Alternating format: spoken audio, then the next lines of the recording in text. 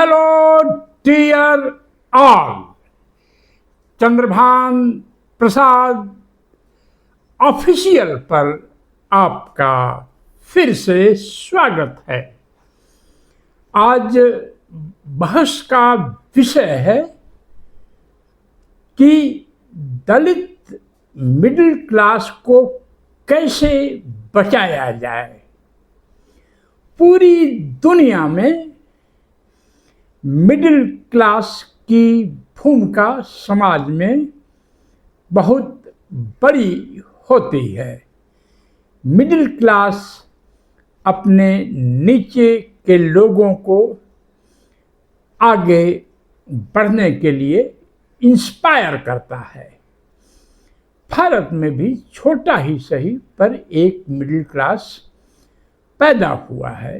इसका सबसे बड़ा उदाहरण यह है कि शहर तो छोड़िए, अब गांव में भी दलित बस्तियों में मैं समझता हूं कि हर 10 में से 7 शादियों में गाड़ियां पार्क करने की समस्या आ जा रही है।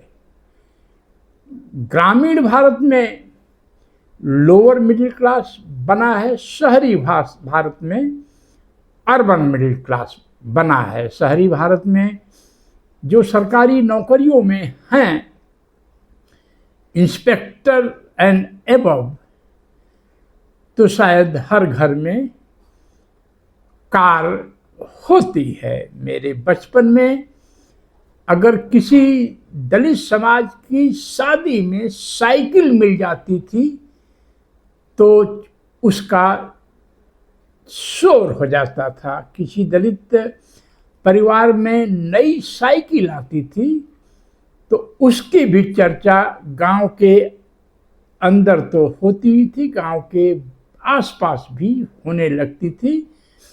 कई बार तो हमने ये भी देखा है कि साइकिल पर लोग फूल माला चढ़ाते थे। एक बहुत बड़ी बात थी। बचपन में हमने ये भी देखा है कि सवर्ण समाज में शादियों में हाथी घोड़े आते थे, दौड़ते थे। पर अब जमींदारी एबोलिशन जब हो गया 1951 में और लैंड सीलिंग एक्ट के 2 स्टेजेस आ गए, और भी कारण हैं, तो जमींदारों का वर्चस्व समाज से टूट गया और कई बार तो दलित की बारात और बाबू साहब की बारात में फर्क करना मुश्किल हो जाता है। तो दलित मिडिल क्लास के पैदा होने के साथ साथ ही दलित पार्टियों का भी उदय हुआ। दलित सोशल ऑर्गेनाइजेशंस का भी उदय हुआ और इसी दलित मिडिल क्लास में जो भी एक्टिविज्म है दलित समाज में, उसको सपोर्ट किया है। मुझे भी कभी कभी सपोर्ट कुछ लोग कर देते हैं। तो अगर दलित मिडिल क्लास के निर्माण की कहानी देखें तो उसमें गवर्नमेंट जॉब तो ऑफ कोर्स नंबर 1 पर हैं, पर इन गवर्नमेंट जॉब्स में भी इंजीनियर्स और डॉक्टर्स का बहुत बड़ा योगदान रहा है। इंजीनियर्स का तो खास तौर पर, क्योंकि इंजीनियरिंग की सीटें अधिक थी, इंजीनियरिंग कॉलेजेस अधिक थे और हर जिले में, कम से कम उत्तर प्रदेश में तो मैं ठीक से जानता हूँ, एक सरकारी पॉलिटेक्निक भी हुआ करती थी, जिससे पढ़ने के बाद लोग डायरेक्ट, पहले ओवरसियर बनते थे, बाद में उसका नाम चेंज करके जूनियर इंजीनियर्स कर दिया गया।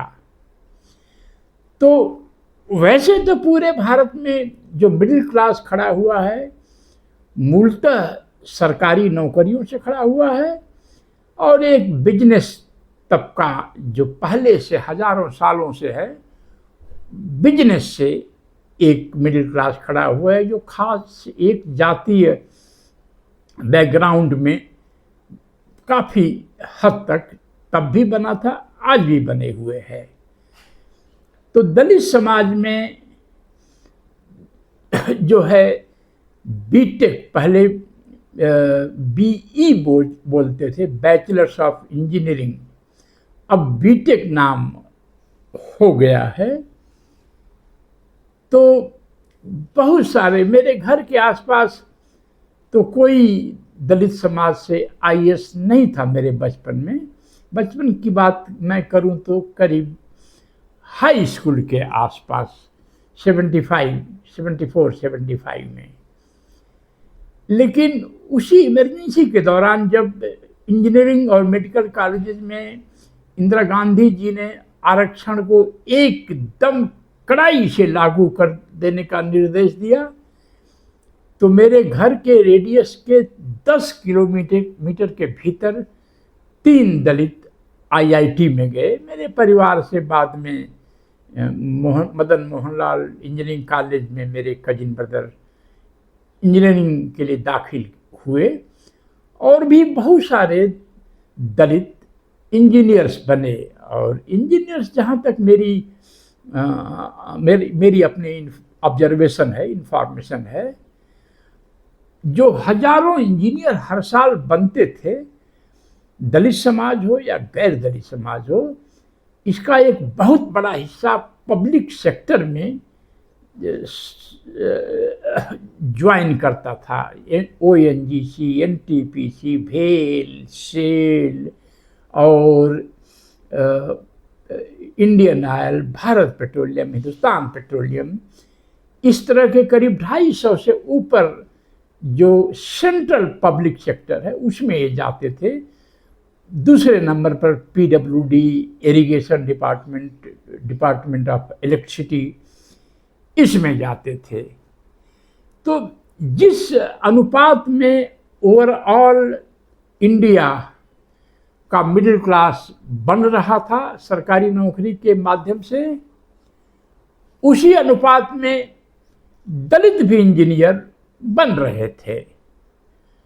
पर प्राइवेट सेक्टर में इंजीनियरिंग कॉलेज आने के बाद वह बैलेंस बिगड़ गया है। जो थोड़ी बहुत रिसर्च हम लोगों ने किया है, तो इस समय भारत में इंजीनियरिंग की जो सीटें हैं, इंजीनियरिंग या बीटेक बनाने की जो संस्थाएं हैं, उसमें सबसे ऊपर आईआईटीज हैं, इंडियन इंस्टीट्यूट्स ऑफ टेक्नोलॉजी, जो 23 की संख्या में है, और इसमें 18,000 से ऊपर हर साल एडमिशन होते हैं।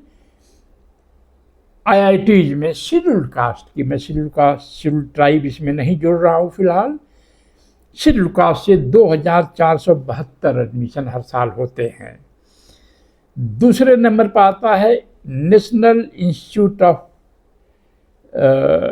टेक्नोलॉजी, यानी एनआईटीज, इसको कह सकते हैं, जो सरकारी इंजीनियरिंग कॉलेजेस हैं उनको एक नया नाम और नई कैटेगरी दे दी गई है। और तीसरा है ट्रिपल आईटी, यानी Indian institute of information technology. NIT में 31 एनआईटी हैं पूरे देश में, जिसमें 18,422 सीटें हैं। ट्रिपल आईटीज में आईटीज की संख्या 26 है, जिसमें 5 सरकारी हैं और 21 सरकारी और पब्लिक प्राइवेट पार्टनरशिप पर हैं। तो कुल संख्या देखी जाए तो दलितों का आईआईटीज में 2,472, एनआईटीज में 3,372 और ट्रिपल आईटीज में 1,096, यानी कुल करीब 7,000 दलित इसमें हर साल बीटेक करते हैं और कुल संख्या करीब 60,000 के आसपास होगी। यह एग्जैक्ट नंबर्स में थोड़ा बहुत ऊपर नीचे हो सकता है। तो भारत में करीब 4,500 जो मैं कह रहा था कि जो बैलेंस बिगड़ गया है, यानी मिडिल क्लास पहले जिस अनुपात में मेन स्ट्रीम इंडिया में बनता था, 15% सीटें दलितों को मिलती थी, तो उसी अनुपात में दलित मिडिल क्लास का भी निर्माण हो रहा था। पर अब बैलेंस बिगड़ गया क्योंकि प्राइवेट सेक्टर अब मैदान में आ गया है। करीब 2000 से ऊपर प्राइवेट इंजीनियरिंग कॉलेजेस खुल गए हैं। एक जानकारी के अनुसार इनकी कुल संख्या सीटों में इनमें 15 लाख के आसपास है। तो 15 लाख के आसपास है, तो इसमें 15% आरक्षण अगर जोड़ दिया जाए तो 2.25 लाख सीटें शेड्यूल कास्ट को आती हैं। मेरे परिवार में खुद कई बच्चे बीटेक कर रहे हैं प्राइवेट इंजीनियरिंग कॉलेजेस से, और इनकी 4 साल की फ़ी हॉस्टल फूड मेस जोड़ दें तो करीब 20 से 30 लाख रुपए है। दलितों में भी एक हिस्सा ऐसा है जो एक बच्चे को बीटेक कराने में प्राइवेट सेक्टर में 20-30 लाख रुपए खर्च कर सकता है, पैसा जुटा सकता है। लेकिन अगर प्राइवेट कॉलेजेस में एडमिशन के लिए कोई जिसको AICTE all India technical education जो संस्था है जिसका एग्जाम कराती है, अगर किसी गांव से कोई दलित जिसके माता पिता किसी सरकारी में नौकरी में नहीं है, कोई उनके पास बिजनेस नहीं है, केवल घर से कोई एक माइग्रेंट वर्कर है, फरीदाबाद, दिल्ली, गाजियाबाद, बॉम्बे या अहमदाबाद या नागपुर में कहीं फैक्ट्री में काम करता है, तो एक बच्चे के लिए 20 से 30 लाख वो कहाँ से जुटाएंगे? और अगर 2 बच्चे हैं और क्वालिफाई कर लिए हैं AICTE की परीक्षा, तो उनकी फ़ी कौन देगा? इस पर दलित समाज में न तो कोई बहस है, दलित MPs और MLAs इस पर चुप रहना पसंद करते हैं।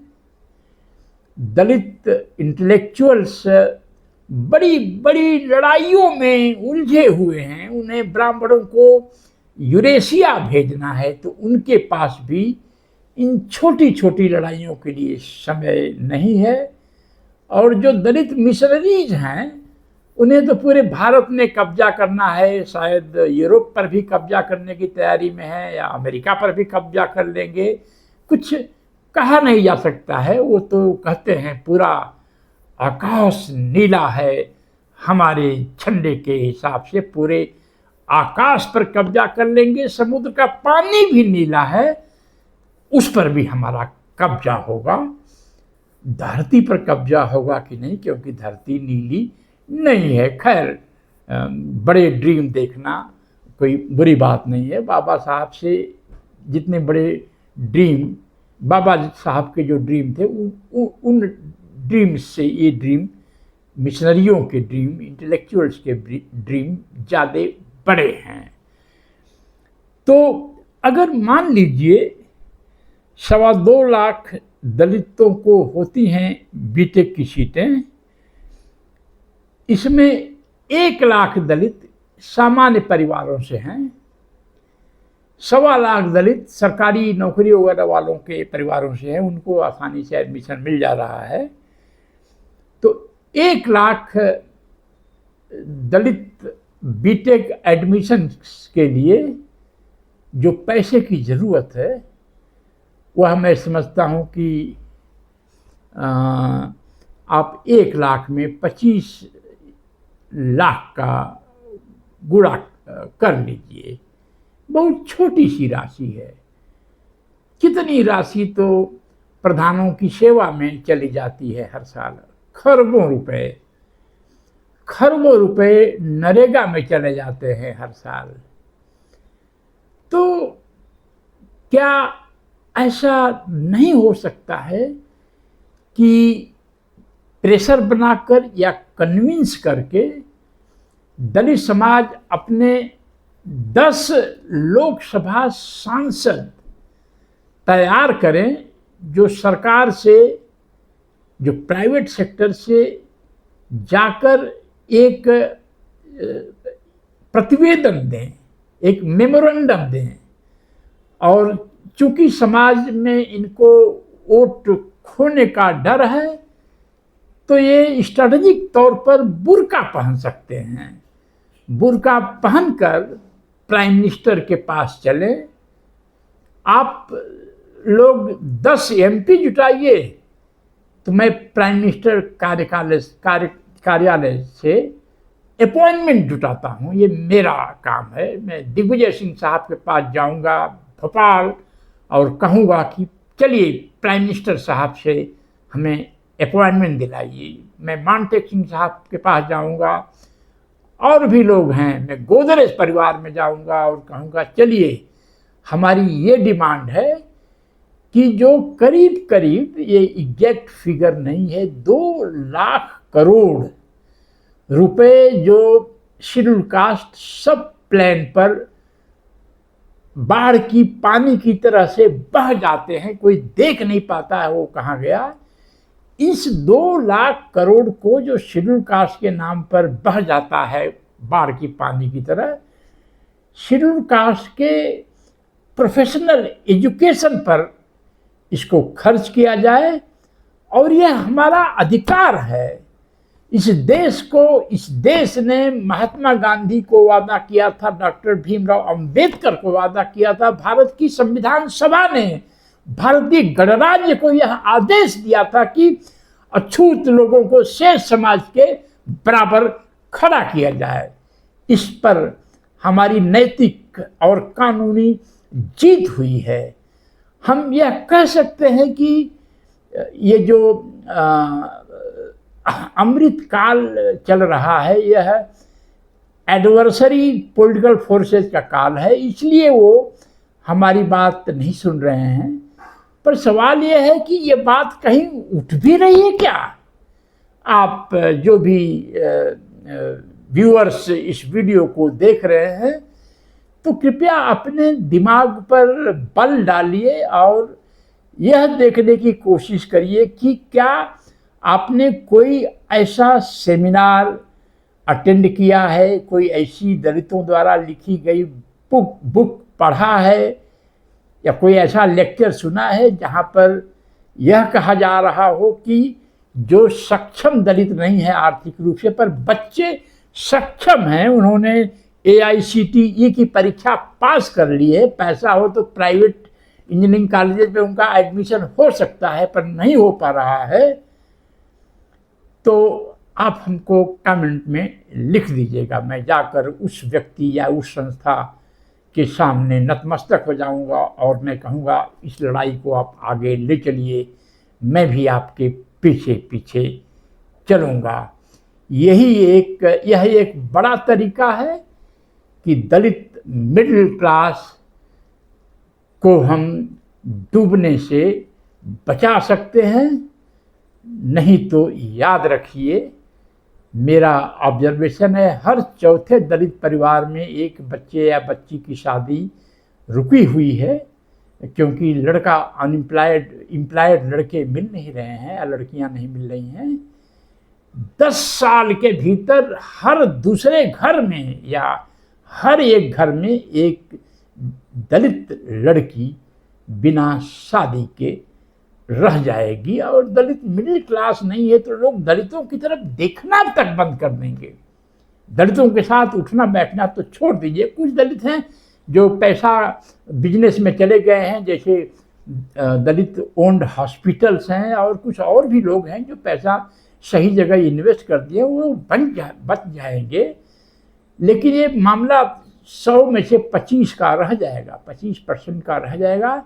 और फिर सबसे बड़ा संकट तो चंदा मांगने वालों पर आ जाएगा, जिनको चंदा देने वाला तबका नहीं बचेगा। अगर दलित मिडिल क्लास धीरे धीरे विलुप्त हो गया। अगर आपको ये वीडियो पसंद आए तो इसको आप फॉरवर्ड करिए, ज्वाइन करिए, सब्सक्राइब करिए और इस पर बहस करिए। जय भीम, जय भारत।